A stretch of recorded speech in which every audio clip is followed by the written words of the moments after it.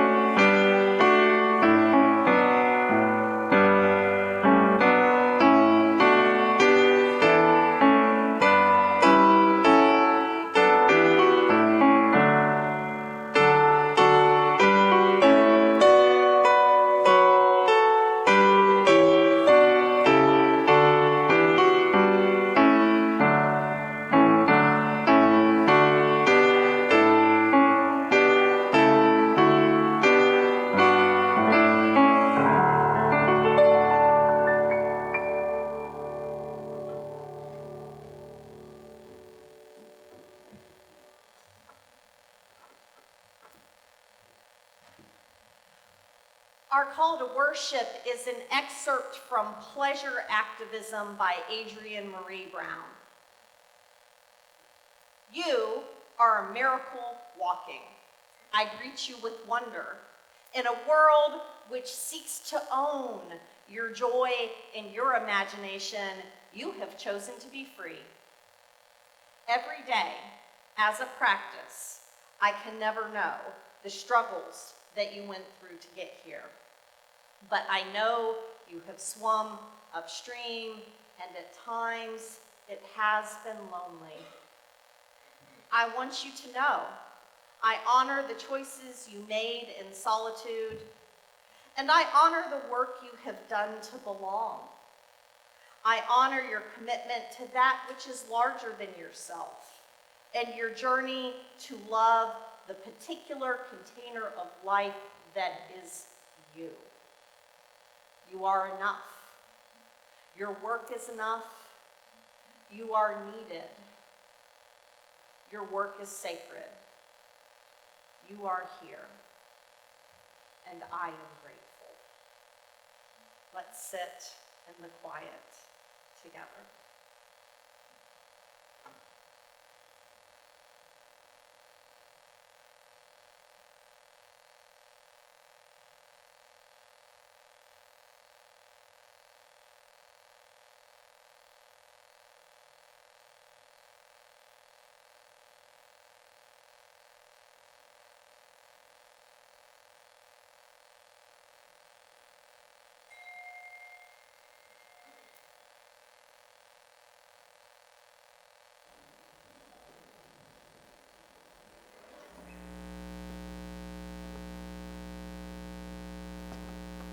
Good morning.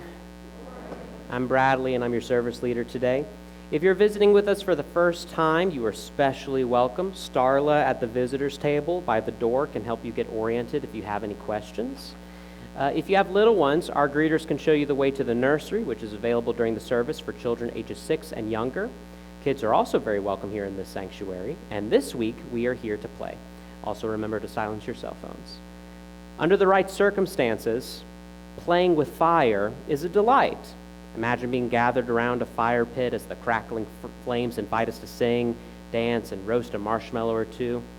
Our chalice also invites us to play, although with ideas rather than with marshmallows. The flame encourages us to explore who we are, who our neighbors are, and where we are on our spiritual journeys. Today we light this chalice in the spirit of play. Let us trust the light to guide us in this hour and in the days to come, finding joy along the way. Today, we invite Rupi to come help us with our chalice lighting. Rupi is going to enter first grade at Northside. She likes dancing and she likes cats.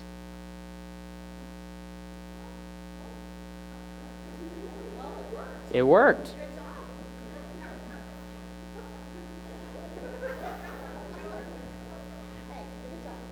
Thank you, Ruby. So as the chalice burns brightly, please join me in saying our vision statement, which is printed in our bulletin.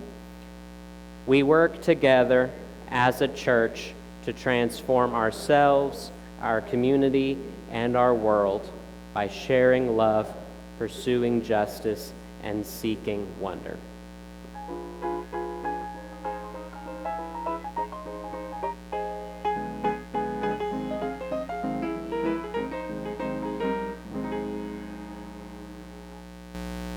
This is a story called The Jar of Happiness, written by Alyssa Barrows. Once, there was a little girl named Meg who invented her own kind of happiness. It tasted of chocolate ice cream, apple juice, and sunshine. And it smelled of warm biscuits and the seaside. And it was red and yellow and all the best colors. And Meg took it everywhere with her own jar of happiness. What would your jar of happiness taste like? What would your jar of happiness smell like? What colors would be in your jar of happiness? Shout it out so the neighbors beside you can hear it.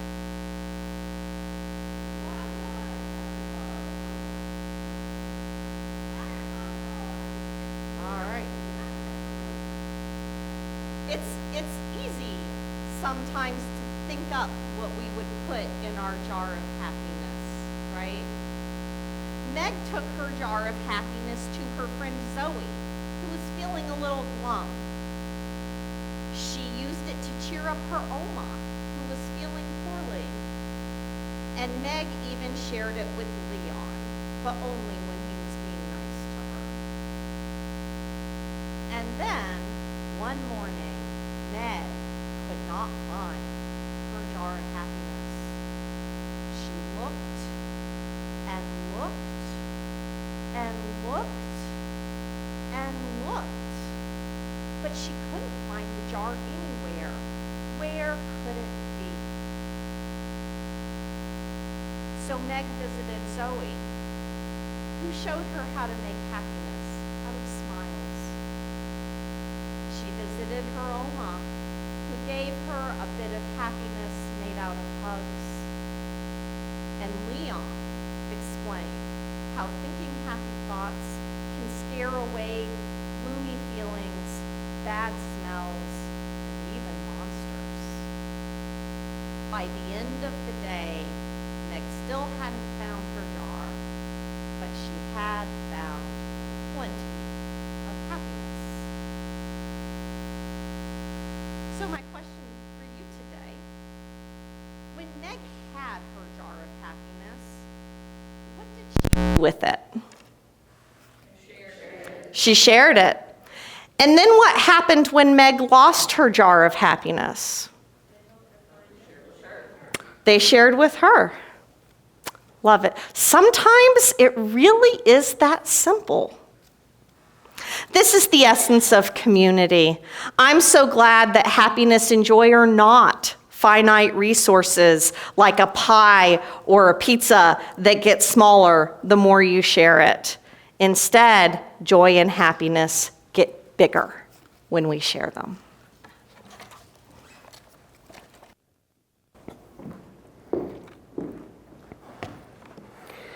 An excerpt from Reimagining Joy, an Act of Resistance in the Ordinary and the Unexpected by Lorraine Lamb. Joy is an act of resistance in the ordinary. First coined by Toy Dericote, joy is an act of resistance, has breathed new life into justice work, especially in Black feminism.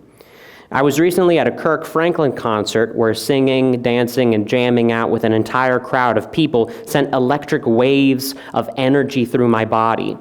For a brief moment, I felt like we could do anything. This is the energy of joy.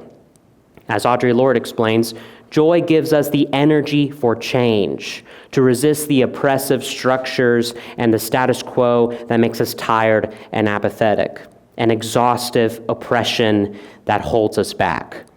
But in the face of this paralysis, joy is an act of resistance. Communities hammered down by systemic oppressions wave a giant "we will not be defeated" flag by continuing to have joy in the face of it all. Joy isn't turning a blind eye to pain and burying our head in the sand. Joy is recognizing that loss, sorrow, grief, anger all have a place alongside the temptation to just cry out everything is fine when it's not. Joy is an invitation to resist the status quo and lean into the pursuit of justice.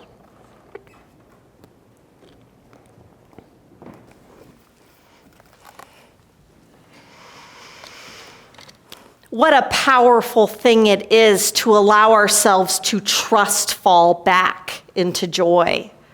Joy is not some special treat that we save up for when the world is all better and already healed and when all of our paperwork and chores are done. Instead, it is the medicine that will bring us healing. Joy is not separated from our sorrows, but held in close community with our sorrows. Both invite us to authenticity. Both stretch us out of our comfort zones. Both are building blocks of meaning and community. What brings your heart sorrow? What are you grieving today? And what brings you joy? The energy that makes you remember that all of this is worth it. If you'd like to share a joy or a sorrow in person, please use the candle cards that are located on the back table. And if you'd like to share a joy or a concern from a distance, please email minister@hvuuc.org. A card of sorrow from Tim Cox. A card of sorrow for the passing of Dale Cox. Tim shares that Dale's brother, Patrick Cox, was a member here before he passed away, and that some here may know Dale through Patrick's death and memorial service, and wanted to keep this church community informed about their family. A card of joy for Alesha. Alesha has finally had her much-needed hip replacement surgery this week. Despite a great deal of post-op pain and movement restrictions, she is very glad to have done it and looking forward to relief in the long run. She will accept calls, texts, and emails from anyone who wants to reach out. She is eternally grateful for this community's concern and support. A card of joy from Noelle. It is a joy to see so many members of HVUUC at the town hall meeting of Unheard Voices as we celebrated Good Trouble in honor of Representative John Lewis. And a card of joy from Liz and James. We are so excited to adopt 2 small and beaten up pianos to learn how to perform repairs. Although temporary, we are happy to provide them a loving home off the street and out of the rain. I love it. Liz and James, home for abused and misplaced musical instruments. We wish you joy in that endeavor. And a card of both sorrow and joy from me. Most of you do not know that the last half a year, I have been quietly working to support a very sick family member at the same time that I have been living out my life stream of being your minister here. It's been a real challenge for me, and that's the sorrow part. That someone that I love so much has been suffering, and that it has taken a toll on my well-being as a result. And here's the joy part. This congregation is so committed to loving and supporting me, to honoring my worth and dignity, to acting on values of justice and equity, not just as a church, but also as an employer and a workplace. Because of that, the board has authorized me taking a 1-month sabbatical in the month of August. The idea here is that this will give me an extended time to recover from these challenges, and that it will also give me some time to put some better supports in place for my family. And it is a further joy for me that the Religious Services Committee and a few colleagues of mine have stepped up to make sure August's programming is covered. You guys are going to have a chance to enjoy some really great, really insightful services during my absence. And it is a further joy for me that Justin, our Director of Religious Education, who worked as a hospital chaplain before coming here, is going to be available for pastoral care needs in my absence. While I do struggle with self-care, it's easier for me to take this time knowing that you guys here are in such good hands. Our board leadership, our caring team, our religious services committee, and our staff are going to take such good care of this church that I really can take some time to heal and recover. Because I already had a vacation scheduled for this coming week, I will actually be gone for 5 weeks in a row, and today is my last day for a while. I will miss you guys, but I also know that in this moment, taking a break is the best thing that I can do for all of us so that I can come back and be the minister that you guys deserve.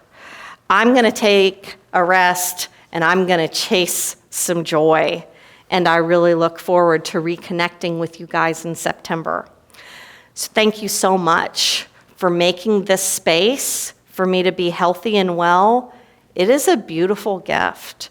And I don't think every church would have the wisdom to pull their minister aside and say, it's time for us to take care of you. So thank you so much.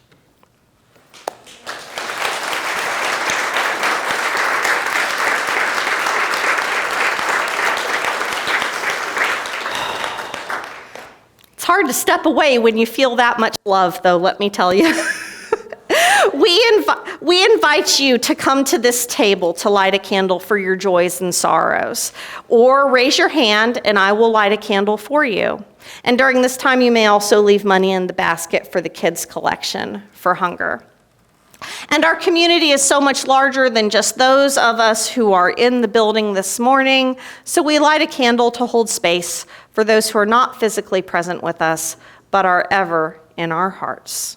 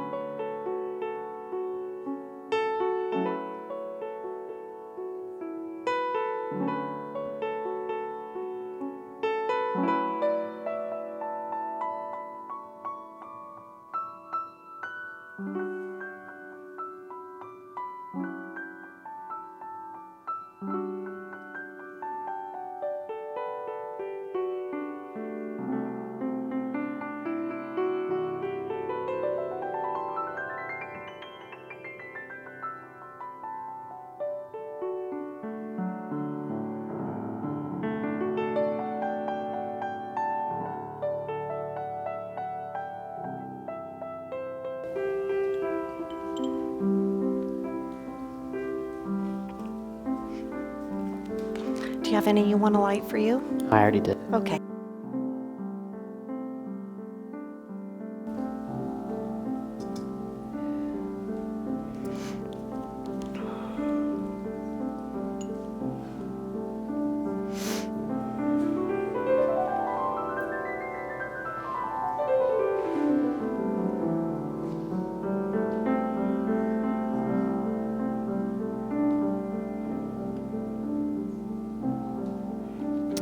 And we light a final candle for all that remains unspoken in our hearts and minds.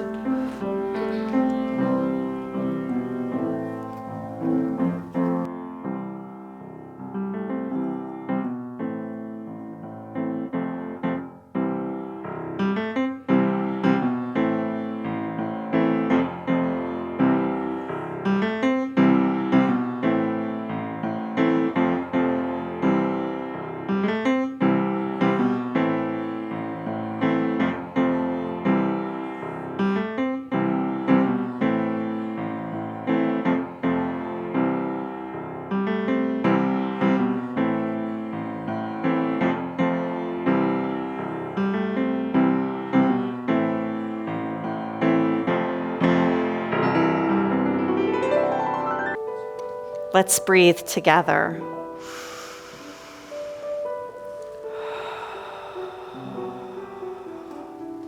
As much as you can, allow your body to relax, releasing tension with every breath out.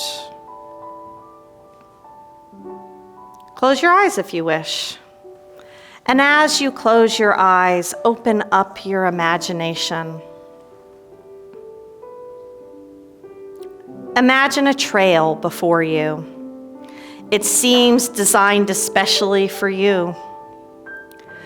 The perfect gradation and terrain for you to travel so that your journey is easy. Surrounded by the environment and the weather you love best. Is the sun shining on you? Is there a refreshing breeze? Are there trees? What do you hear? Birds? Flowing water? This path is just for you, and you begin to walk it.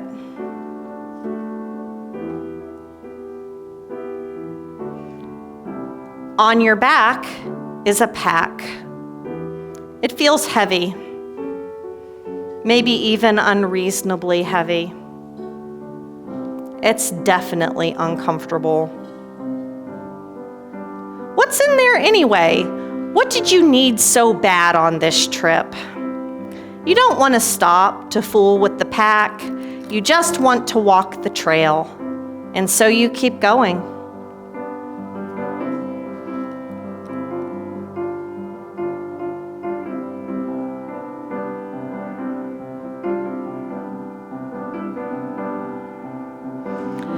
You are struck by the beauty surrounding you. You take it all in. The flowers, the wildlife, the weather that is definitely your favorite kind of weather. Maybe you have a favorite traveling companion with you. Or maybe it's perfect, peaceful solitude. You're enjoying this so much.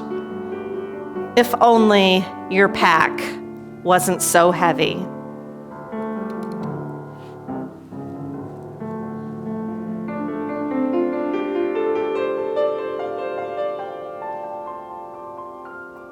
You come to a stream, and you can see across the stream. There's a field just full of wildflowers over there across the stream, blooming, boisterous, beautiful. After a little bit of searching, you find a bridge that reaches over the stream. But as you make your first step onto the bridge, you hear a loud creak that makes you wonder if you can cross the bridge safely. Perhaps with a lighter pack, you can make it across. You step back from the bridge and you open your pack. It is full of the burdens that you have carried on your journey. What are the burdens that you are carrying? Pull them out and take a look at each of them. As you look at each of them, start stacking them beside the bridge.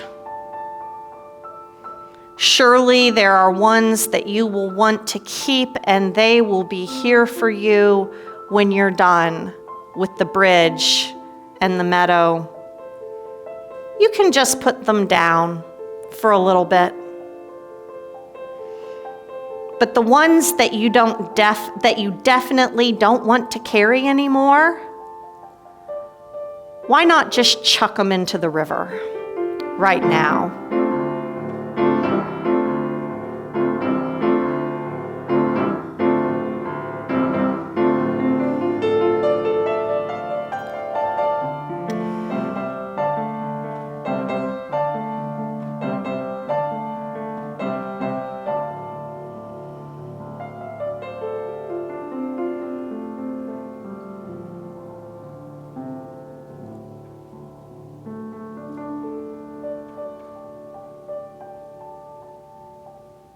When your load is sufficiently lightened, you step onto the bridge. It holds your weight without a single complaint. You cross the bridge confidently and come into the field of flowers.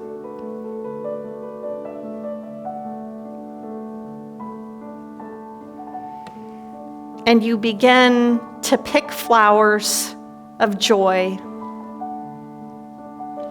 What do they look like, feel like, smell like?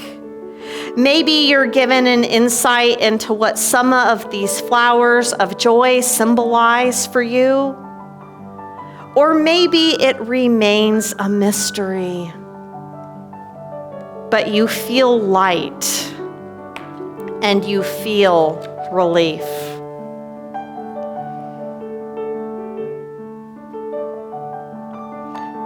Here in this place of rest, renewal, and joy, you have everything you need. You are enough just as you are. Later, if you need to, you can cross back over the bridge and retrieve the burdens that still need to be carried.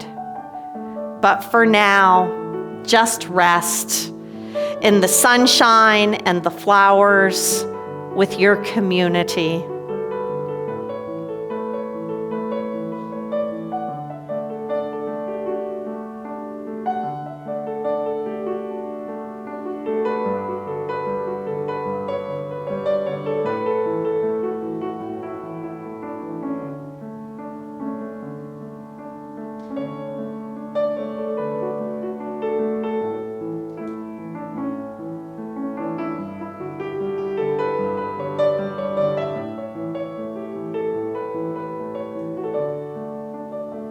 Breathing in peace and breathing out love, open your eyes and let's hold our joy together.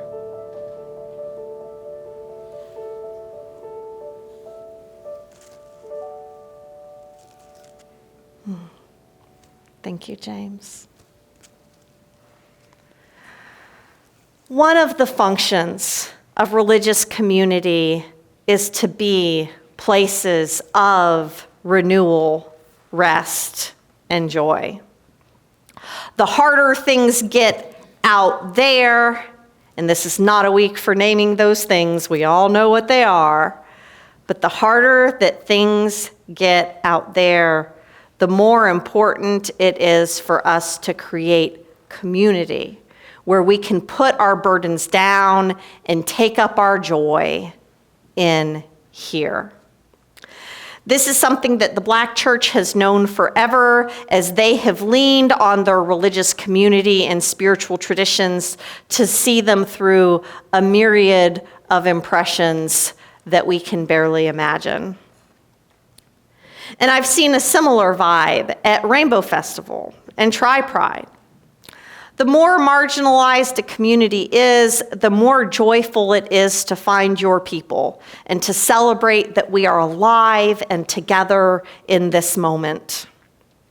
The more vital that role of rest, renewal, and joy is. And I bet we all know what that feels like here. It's a joy that we can create that kind of healing space together. Last year, as we explored the poetry and wisdom of Audre Lorde, the congregation here worked together to create a collaborative poem about joy. And so I want to invite you to hear what we wrote together and know that joy is a sacred gift that we create as a community. Joy, the light through the window, you and me and everyone here together. Chocolate and peanut butter, the grip of a newborn, every breath we take when we meet in a smile. Joy is the favorite part of Bohemian Rhapsody, sung with friends, top of lungs, loving as your dog loves you, a gentle hug when you enter a room. Feeling groovy, feeling moody, wind in pines, dust wiped, a job well done, the people here that I love, fireflies blinking, the presence, honeysuckle cut grass, green, green, green, that wind in the pines, the stars in the eyes of a child lighting up the day when someone truly sees you, the warmth, the scented light, the first 5 minutes of sunrise, flowing water washing the mind. Joy is guitars and many voices combined. The love of community is sorrow shared and the caring. Joy is knowing the true essence of being. Joy, a protest from my grief, breathing a collective sigh of relief to be, after all, a collective. The quiet arriving of goodness, remembering love is love, and we grow like wildflowers every hour we are together. What a joy to name these sources of joy.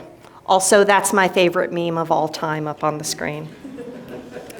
Because humor's where we're going next. For me, laughter and humor are a big part of joy, and I know I'm not alone in that. So, here are some of my favorite Unitarian Universalist jokes.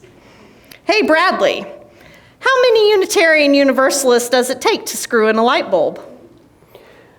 We Unitarian Universalists choose not to make a statement either in favor of or against the need of a light bulb. However, if on your own journey you found that light bulbs work for you, that is fine. You are invited to write a poem or compose a modern dance about your personal relationship with your light bulb. Presented next month at our annual Light Bulb Sunday service, in which we will explore a number of different light bulb traditions, including incandescent light bulbs, fluorescent light bulbs, three-way, long life, and of course, tinted, all of which are equally valid paths to luminescence.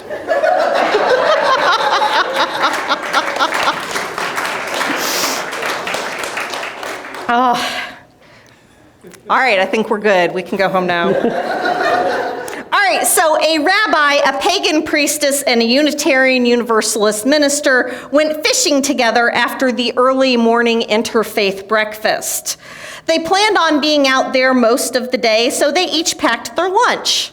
Lunchtime came around and they couldn't find their meals. The pagan priestess declared, "Oh no, we forgot our lunches on the dock." So she stepped out of the boat, walked across the water, grabbed her lunch, walked back to the boat, sat down and started eating. The rabbi and the minister sat there looking shocked. But the UU minister recovered quickly, laughed, and said, "That was rude. You could have gotten our lunches too." And then he proceeded to step out of the boat, walk across the water, grab his lunch and the rabbi's lunch, walk back to the boat, handed the rabbi his lunch, and sat down and began eating. At this point, the rabbi is flabbergasted and questioning a lot of things. The UU minister leans over to the pagan priestess and whispers, "Do you think we should tell him about the rocks right under the water?" And the priestess asked, "What rocks?"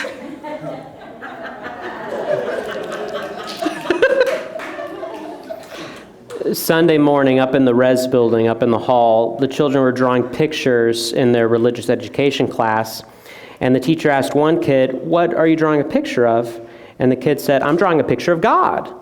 And the teacher goes, "But nobody knows what God looks like." And the kid goes, "They will in a minute."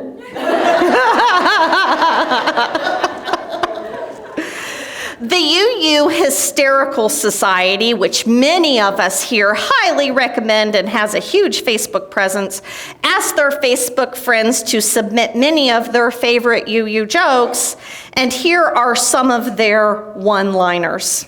Unitarian Universalism is where you go to get all your answers questioned. I don't know if that's so much a joke as it is just the truth. It's the truth. Yeah. When a UU comes to a fork in the road with signs, with one pointing to the right that says "This way to God," and another sign pointing to the left saying "This way to a discussion about God," the UU will go to the discussion. UUs recognize that humor is not necessarily universal, and we honor and respect all paths to mirth. UUs are notoriously poor singers because they're always reading 2 lines ahead to make sure that they agree with the words of the hymn. 3 recently dead people are at the pearly gates. The angel asks the first person, "What was your faith?" And the first person says, "I'm Catholic." "Did you go to confession?" "Oh yes, every week." "Okay." And the angel says, "You can go inside." The second person is Jewish. The angel says, "Did you make a pilgrimage to the Wailing Wall?" And the Jew says, "Yes, I did. I just went last year." "Okay, you may come in." And the last person says that they're a Unitarian. And the angel leans in and goes, "And what did you bring for potluck?" And with some apologies to Jeff Foxworthy, if belly dancing has ever been part of a Sunday service, you might be a UU. If you've ever derailed your family's holiday celebration by explaining its pagan origins, you might be UU. If you get mail from a committee that you didn't know you were on, you might be a UU. If you think the Holy Trinity is reduce, reuse, recycle, you might be a UU. And one last joke. Hey, Bradley, how do you make Unitarian Universalist water? You boil the hell out of it.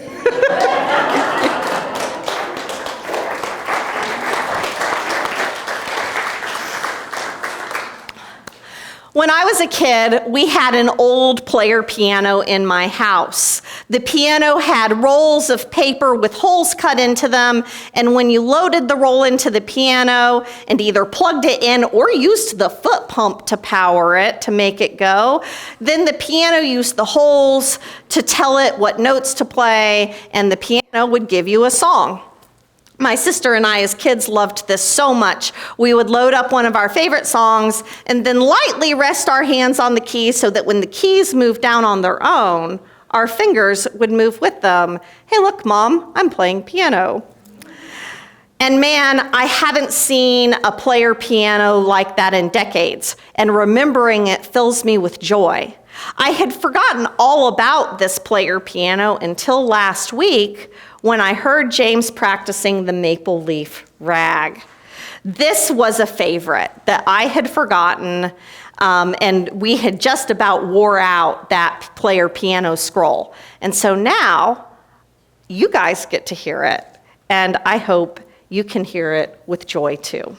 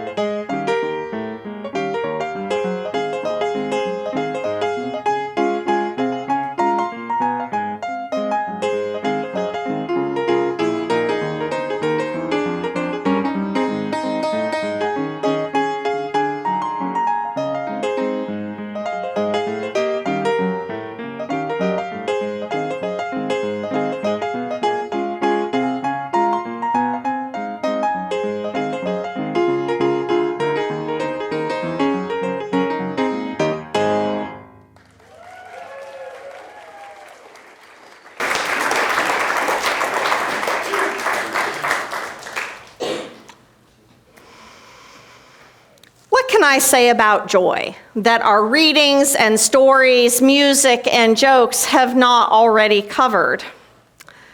Just like our joke says that at least some of us will choose the fork in the road that leads to a discussion about God rather than the paths that lead to God herself, I can have a tendency to intellectualize talking about joy rather than living it out. That's a big part of why this service has been filled with readings and poetry, jokes, and music.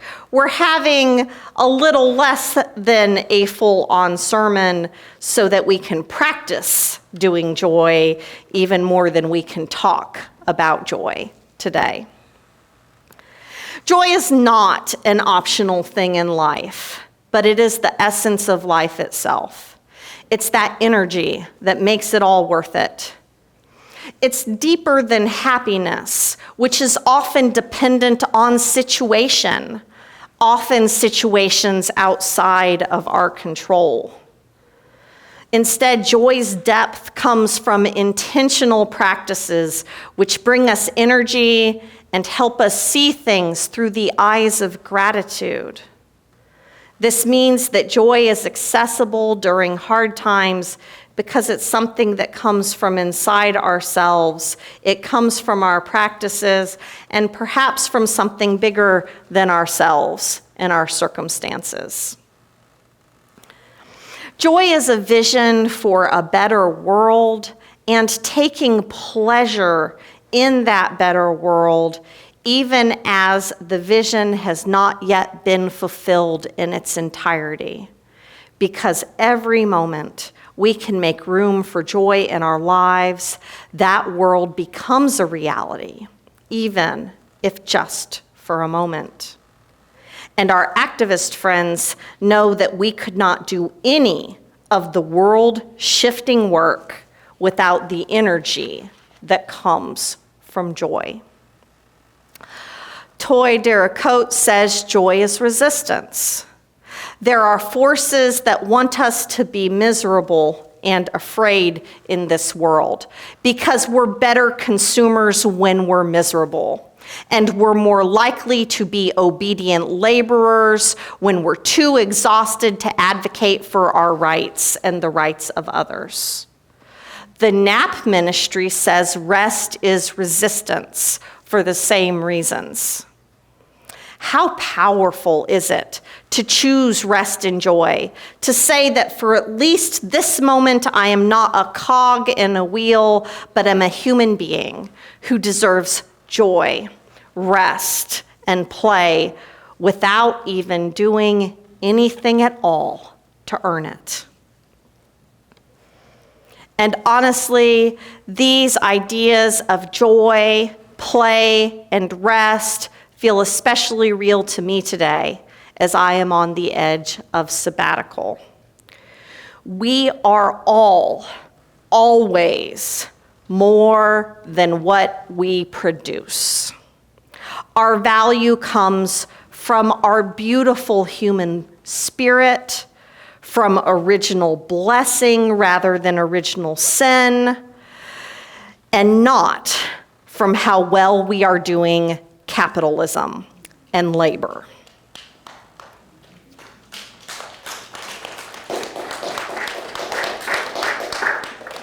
And y'all, I need you to know this is not just a message for me on the edge of sabbatical. This is a message for all of us. It works both ways. I need it, you need it, we all need it. And so I am entering a time where I get to dwell from the well of renewal that is joy, play, and rest. Because you all here, and especially our leaders, are living our values in radical ways by telling me to go take care of myself. And to know that I am so loved and so supported here fills me with joy. I hope that you too will take time for joy and play and rest, and that you will find joy in the connections and play that you find right here in this religious community, and that you find rest for your weary soul here, and that even in the devoted service that so many of you give to this religious community, that it often feels like play and looks like joy. As I am about to go on this mini sabbatical to do the kind of growth that can only be done when there is a place for rest, play, and joy, I want to draw upon all of your love and support here. This reading that we're about to do is called A Spell for Warriors and Heroes, and it is a spell of rest and joy for all of us that I especially need today. Ellender is going to come up here and help me use this poem to raise some good energy for my sabbatical and for all of our mutual joy. It is my hope that as much as these words support me in my rest and growth, that it will support all of us here, because we are all warriors and heroes. Let these affirmations be your own. I say no with strength and with conviction. Without blinking, I say no. My yes is a gift to bestow and receive. I declare myself protected by organizing for collaboration, by delegating, by sharing. I will work with people I can trust to hold what I put down. By the power of asking for and receiving help, I release control and call in opportunity. I make room to rest, imagine, and connect more deeply to my purpose. I protect my relationships. I pour into them from my cup of time. I start with myself. I lay down my important work and seek rest. I gently cast aside compliments that elevate exhaustion and sacrifice of wellness and turn toward relationships. I speak my intention for wellness into being and into the knowing of others. I claim time for relationships, for family, friends, neighbors, pets. I show up for my own life. There is enough of me to be there for my people because I protect my time like I protect my people. I accept my imperfections as natural, my own unmapped territory, my language to learn. I map my own self, live in my own self, speak my own self. I create sanctuary with the resulting lessons a land loving me gives me. I let things go. I let go sooner than later. I don't need wiggle room. I need a dance floor with a resting bench. As I move to the dance floor, I open up space for another to succeed in the work where I cannot, will not, don't want to. I am one of many, intentionally decentered, blessedly replaceable, forgiving, forgiven, and grateful for the lesson. Others can bloom as I lay fallow. I slow down. I call on discernment to examine the cost of speed, to ask who gets left behind when I surge ahead. I give myself over to my deepest senses to locate stories and histories beyond my own and feel for the connections between us. I cast away white supremacy culture. You will not prosper here. You will burn away when confronted by wisdom and commitment. I call upon the wisdom and commitment of my people, known and unknown. The wisdom our communities hold in all its facets, reflections, and shadows will banish the illusions of efficiency being best for everyone, of the clock being the same as time, of the inconvenience of accountability and justice. We cast out the quiet exclusion of our siblings.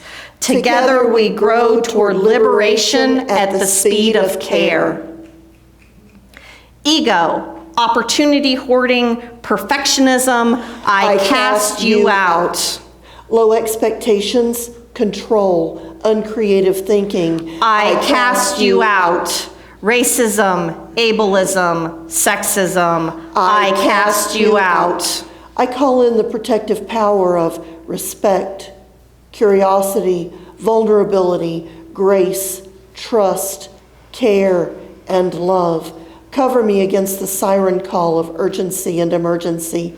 I call upon the powers of rest, play, and joy to stand between me, between us, and despair and burnout. I call on beloved community. Guide us toward life, toward love, toward care. May it be so, and blessed be.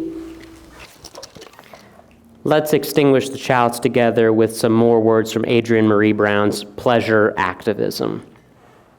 Pleasure reminds us to enjoy being alive and on purpose. Pleasure, embodied, connected pleasure, is one of the ways we know when we are free, that we are always free, that we always have the power to co-create the world.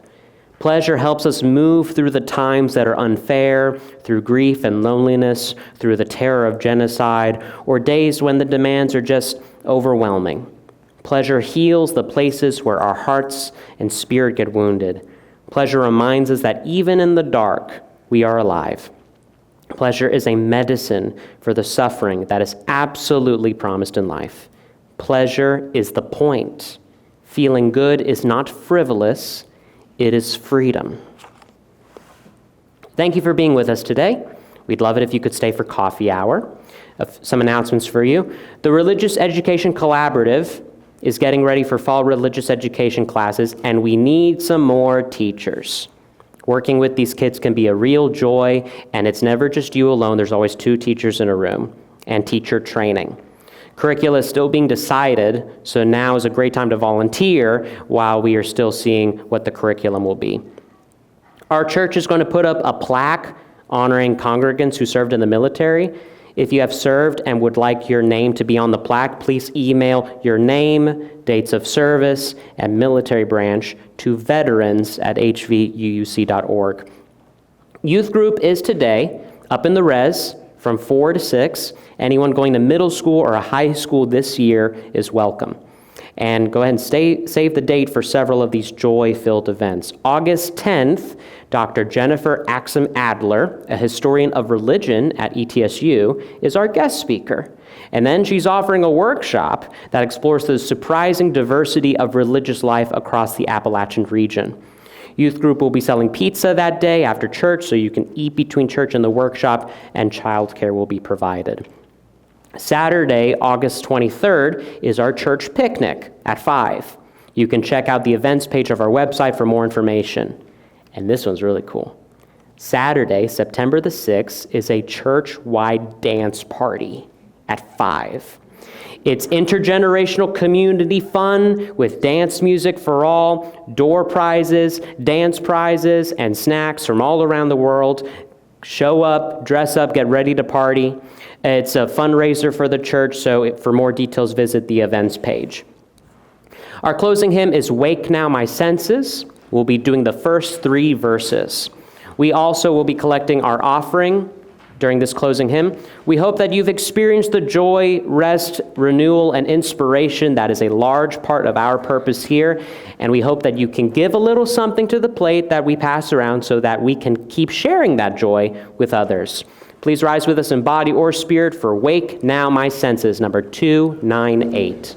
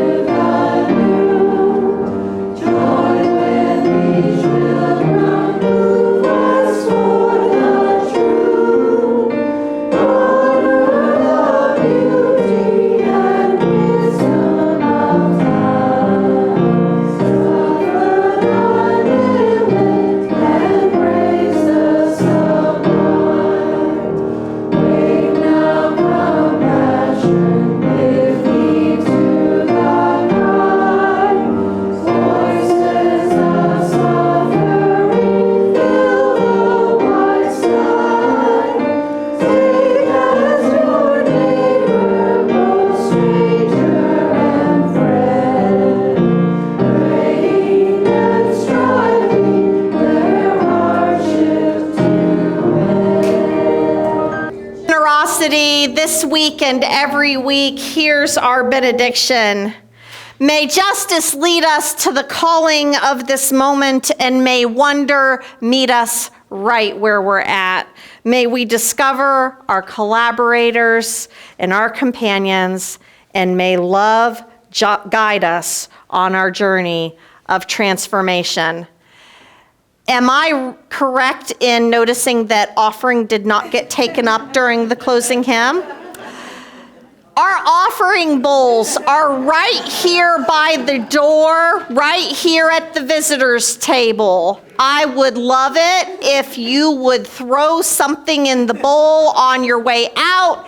If you're going to coffee hour, maybe you take a little detour this way first. Thank you so much for your generosity, and thank you that this is a team. Blessed be, amen, and go in peace.